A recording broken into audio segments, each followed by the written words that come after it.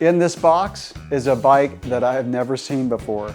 Transition have told me that it is a brand new bike that they've come out with. They've told me that it's a bike that really is suited for my style of riding. So I am extremely curious to see what this is. So let's take a look. It's light. The tires are not as big as the Sentinel. It's a 29er.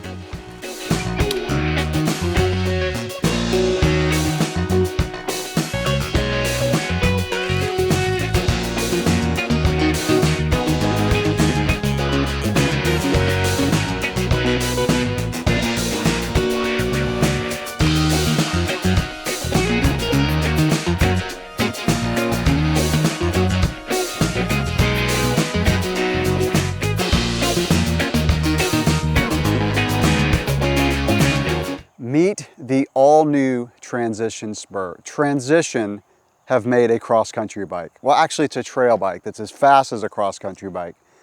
Or is it a cross-country bike that's as fun as a trail bike? Either way, it's like no other bike that I've ridden. This is the lightest bike that Transition have ever made. From the first ride on this bike, it started messing with my head because on paper, the geo numbers look like it should be a full-on trail bike, but I found it as fast as my cross-country bike and as fun as my trail bikes. But I'm getting ahead of myself for the ride quality. Let's take a good close-up look at the bike and then I'll get into how it rides. The Transition Spur is a 29er with 120 mil travel in the front and also 120 mil travel in the rear. Unlike Transition's other trail and enduro bikes like the Patrol, the Sentinel, the Scout, this bike has no pivot by the rear dropout, so it uses flex stays. And the pivots up by the main triangle use Enduro Max bearings. The three builds that are offered will use RockShox SID in the front and a RockShox SID in the back. The Spur uses Transition's new chainstay protector with ridges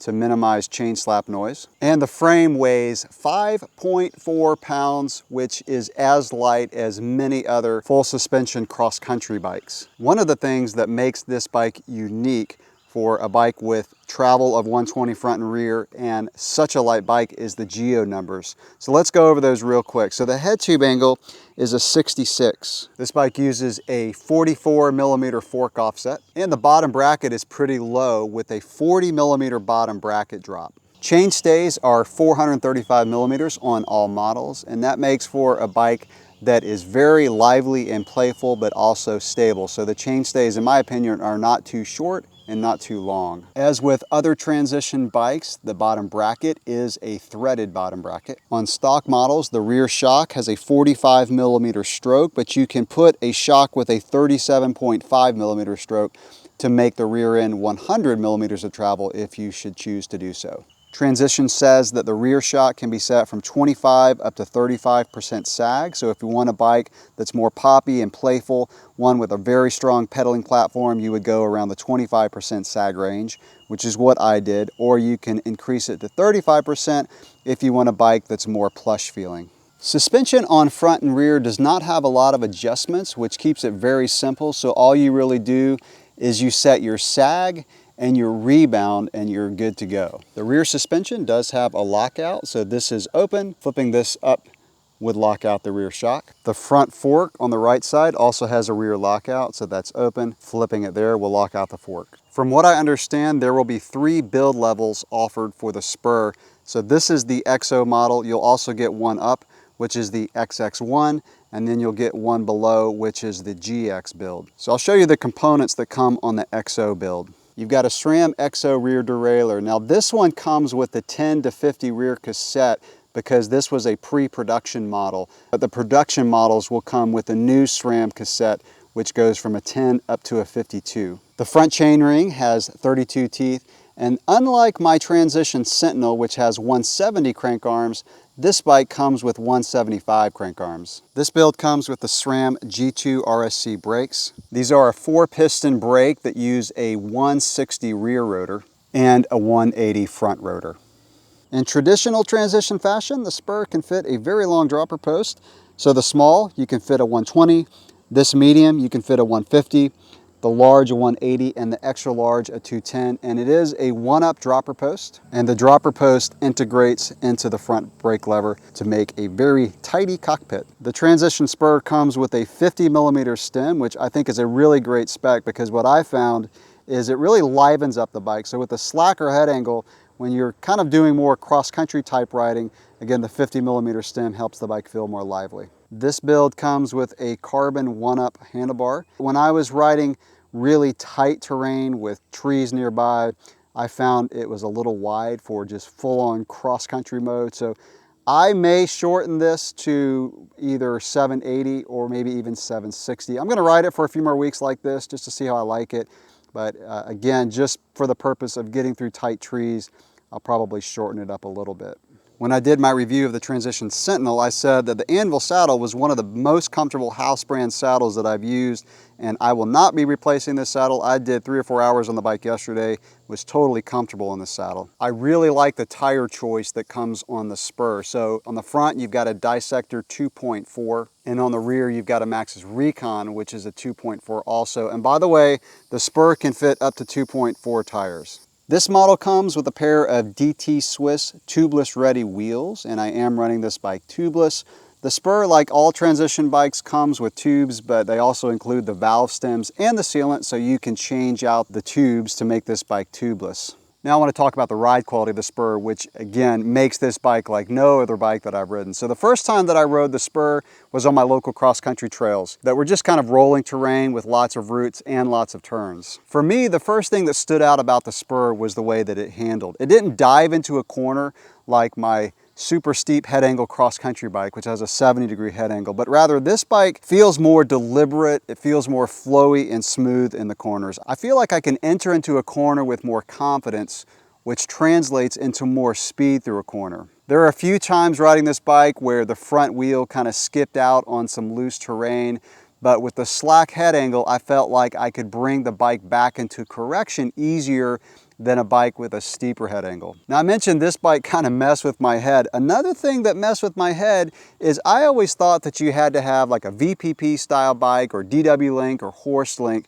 to have a bike that was fairly active under braking. However, with the flex stays and the way the pivots are on this bike, it also was active under braking and hard braking over rough terrain, which again I didn't really expect that. Something else that surprised me was how well this bike climbs and accelerates compared to a cross-country bike, because this bike has 120mm of travel. So you've got a really plush feeling bike, but it also climbs and accelerates really well. It was when I got the Spur on rougher terrain, more technical terrain, that I really appreciated the suspension design. Now I'm coming from this at more of a cross-country standpoint, and this bike with 120mm of travel was remarkably efficient and plush. So Transition says that this is the most flexible frame that they've made. So with the flex stays, it actually feels like it has more than 120mm of travel.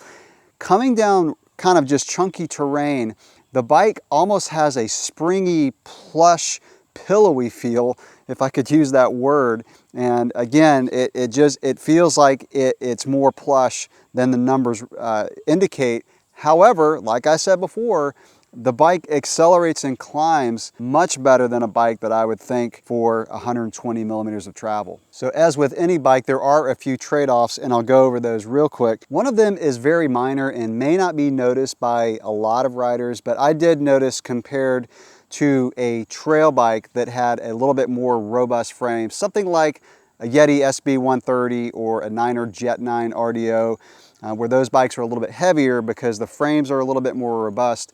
This bike requires just a tad more attention to hold the right line when you're going through really rough terrain. And I noticed it not necessarily on the fast rough terrain, but on the slow tech. So we have some trails where there's just really chunky terrain where you're not going that fast, but you're really putting a lot of torque on the bike.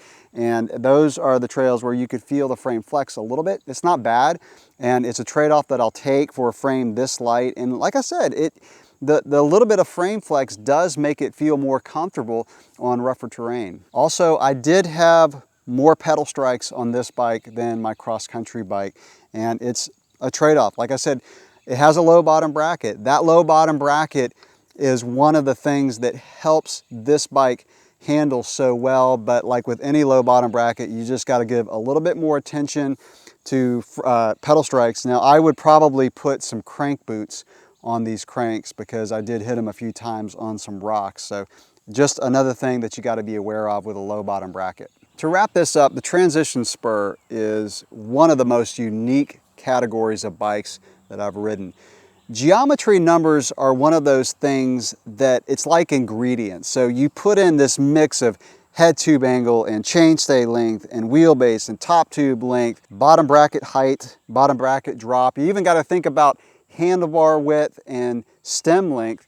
All those numbers kind of mix together, and frame designers try to come up with this perfect recipe for a bike. And I think Transition have absolutely nailed it with this bike. On paper, I didn't think a bike with a 66-degree head angle would be this fast and fun to ride compared to my cross-country bike. Now, I did do some time trials, by the way, comparing this to my cross-country bike, and I'm gonna make that as a whole separate video. So if you're interested in using this bike for more cross-country, you may wanna watch that video. So who is the Spur made for? It's made for someone who likes the travel range of a 29er trail bike, so around 120 millimeters of travel, but you want something lighter for the climbs.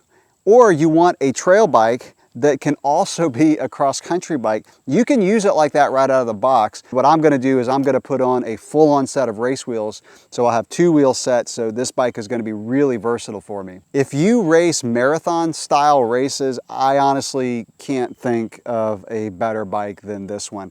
You're going to have plenty of travel for the descents, plenty of pedaling efficiency for the sprints and the climbs, and it's a bike that you're going to feel fresher at the end of your race. Finally, it's made for the person who wants to get out and do all-day epic rides.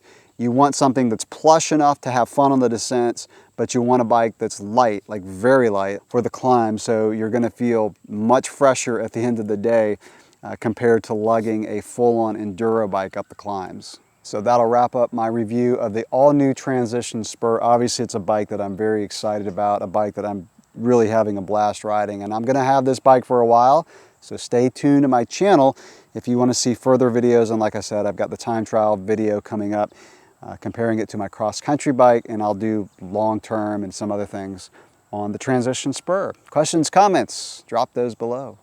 Thanks for watching.